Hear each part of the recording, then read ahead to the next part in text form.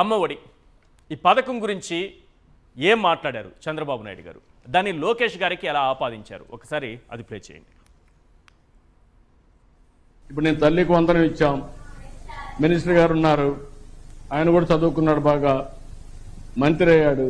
ఇప్పుడు తల్లికి వందనం ఇచ్చాడా? వింటున్నారు లోకేష్ గారు. ఇది ఒక ప్రభుత్వ విధానమేనా కాదా? ఎట్లొచ్చింది? ఆయన ఆలోచనలో నుంచి వచ్చింది, అవునా కాదా? ఇప్పుడు మీకు టెక్నాలజీ పెట్టాడా? ఇప్పుడు నేను తల్లికి వందనం ఇచ్చాం, మినిస్టర్ గారు ఉన్నారు, ఆయన కూడా చదువుకున్నాడు, బాగా మంత్రి అయ్యాడు. ఇప్పుడు తల్లికి వందనం ఇచ్చాడా? ఇది ఒక ప్రభుత్వ విధానమేనా కాదా? ఎట్లొచ్చింది? ఆయన ఆలోచనలో నుంచి వచ్చింది, అవునా కాదా? ఇప్పుడు మీకు టెక్నాలజీ పెట్టాడా? సార్, ఈ మనం చేసినా చేయకపోయినా అభివృద్ధి ఇంకొకరు చేస్తే విషం చిమ్మాలి. పురుషోత్తం రెడ్డి గారు, ఎవరైనా ఏదైనా ఒక కార్యక్రమాన్ని తీసుకున్నారంటే వాళ్ళపైన విషం చిమ్మాలి. రెండో అంశం ఏంటంటే, మనం చేయని పని వాళ్ళు చేసిన దాన్ని మన ఖాతాలో మనం వేసేసుకోవాలి. ఇప్పుడు పోర్టులైనా అదే జరుగుతోంది, పథకాలైనా అదే జరుగుతోంది. ఎక్కడ వైసీపీ తప్పు చేసింది? ఎందుకు ఈ రకంగా చేసిన పనిని కూడా చెప్పుకోలేకపోయింది? ఈశ్వర్ గారు, బేసిక్గా ఒకటి, మనం చేస్తున్న దానికి అదనంగా ఒక 10% యాడ్ చేస్తే అదనంగా ఉంటుంది. మనం ఒక 100 రూపాయలు పని చేస్తే 150 రూపాయలు 200 రూపాయలు చేస్తే పెద్ద ఇబ్బంది ఉండదు. అవును. 10 రూపాయలు చెప్పి 100 రూపాయలు అంటే అది రివర్స్ అవుతుంది. అవును. ఇప్పుడు ఎంపిక చేసుకునేటప్పుడు ఇప్పుడు చంద్రబాబు గారు ఏదైతే ఆటోలో వెళ్ళారో అది ఆర్గనైజ్డ్ ప్రోగ్రామ్, దాన్ని ఏం పెద్ద పోవడానికి నేనేం తప్పట్ను. బట్ ఆటో కార్మికుడిని ఇచ్చి ఐటీ గురించి మాట్లాడడం ఏంటి? సమస్య ఏంటంటే, ఆయన ఆటో కార్మికుడు నీ ధరలు ఎట్టున్నాయి, పెట్రోల్ ధరలు ఎట్టున్నాయి, నీకు గతంలో ప్రభుత్వం 10,000 ఇచ్చింది, మేము ఆలస్యం అవుతామని మళ్ళీ ఇస్తామని ఇట్లాంటి ఏదన్నా చర్చ పెడితే బాగుంటుంది. విజనరీ డెవలప్మెంట్ ఐటీ అది ఆయనతో మాట్లాడిస్తున్నారు. అంటే దానివల్ల ఏమవుతుందంటే పెద్ద ప్రయోజనం ఉండదు, అంటే ప్రచారం వస్తుంది తప్ప ప్రయోజనం లేని ప్రచారం అవుతుంది. రెండోది, ఇక్కడ బేసిక్ గా ఏంటంటే, ఇప్పుడు గతంలో ఇప్పుడు అమ్మఒడి ఇవి పేర్లు మార్చినంత, ఇప్పుడు ఉదాహరణకు ఆరోగ్యశ్రీ ఉంది ఈశ్వర్ గారు.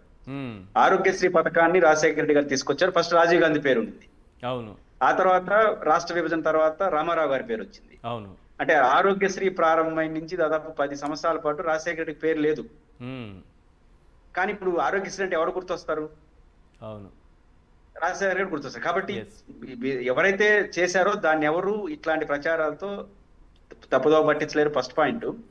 రెండో అంశం ఏంటంటే, చేయని పని చేసుకుందామని ఇప్పుడు రాష్ట్రంలో చంద్రబాబు గారైనా జగన్ గారైనా ఇప్పుడు డిబిటీ సిస్టమ్ తీసుకొచ్చారు, డైరెక్టర్ బెనిఫిట్ స్కీమ్.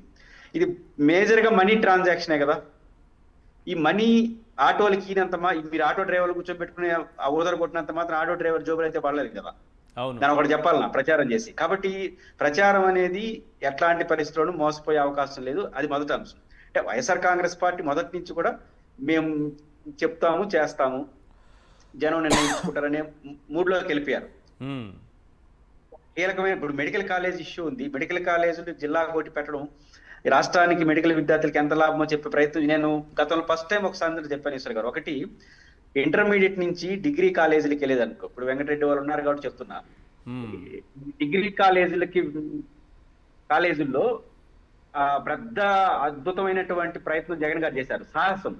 ముఖ్యంగా వీళ్ళు ఉన్నారు కదా ఇంటర్నేషనల్ స్కూల్స్ అనేటివి, అవును, ఇంటర్నేషనల్ టాప్ బ్రాండ్, ఇప్పుడు విట్టు ఏలూరు విట్టు లాంటివి ఉన్నాయి కదా, అవును. ఇట్లా వాటిలో అనివార్యంగా 15 నుంచి 20% some percentage must and should EAMCET వాళ్ళకి ఇవ్వాలి, ఓకే, ప్రీ విద్యార్థులకు ఇవ్వాలి, అవును. అంటే వైసీపీ ఎలా జరిగిందో ఒక ఉదాహరణ చెప్తాను. విట్టు లాంటి ప్రధాన కాలేజీలకి కార్పొరేట్ కాలేజీలు అది ఒక కళ, పేద చదువుకునే దాంట్లో 7 లక్షలు, ఇప్పుడు వేలూరులో పోతే 7 లక్షలు ఉంటుంది ఫీజు. అట్లాంటి దాంట్లో ఎంసెట్ ఫీజుకే ఇచ్చేట్టుగా చట్టం చేసి వాళ్ళ మెడలో వంచి వాళ్ళని ఇబ్బంది పెట్టి ఆ ప్రోగ్రామ్ ని జగన్మోహన్ రెడ్డి గారు అద్భుతంగా చేస్తే దాదాపు 5,000 నుంచి 7,000 దాకా 7,000 మంది విద్యార్థులు ఉచితంగా చదువుకున్నారు. కరెక్ట్. అయితే ఇది చదువుకున్న విషయం వాళ్ళకి కూడా తెలియదు. జగన్ గారు తీసిన ఈ సంస్కరణ వల్ల రెండు చూడండి, ఒకటి ఆ కాలేజీలందరూ శత్రువులు అయిపోయినారు, మాకు వచ్చిన ఆదాయం పోయిందని. 20% ఎంసెట్ ఫీజు అంటే 30,000 కదా, 30,000 40,000, అది కూడా రీఎంబర్స్మెంట్ లో భాగం ప్రభుత్వం ఇచ్చేస్తుంది. అవును. అంటే లక్షల రూపాయలు చదువుకునే అవకాశాన్ని విద్యార్థులకు జగన్ గారు ఇచ్చారు. వాళ్ళేమో కాలేజీ యాజమాన్యాలేమో శత్రువులు అయిపోయినారు. వీళ్ళకి అసలు జగన్ గారు ఇచ్చిన విషయం కూడా తెలియదు. రైట్ కానీ ఇది ఇక్కడ ఫెయిల్ అయ్యారు ప్రధానంగా వైసీపీ నాయకులు. Correct sir.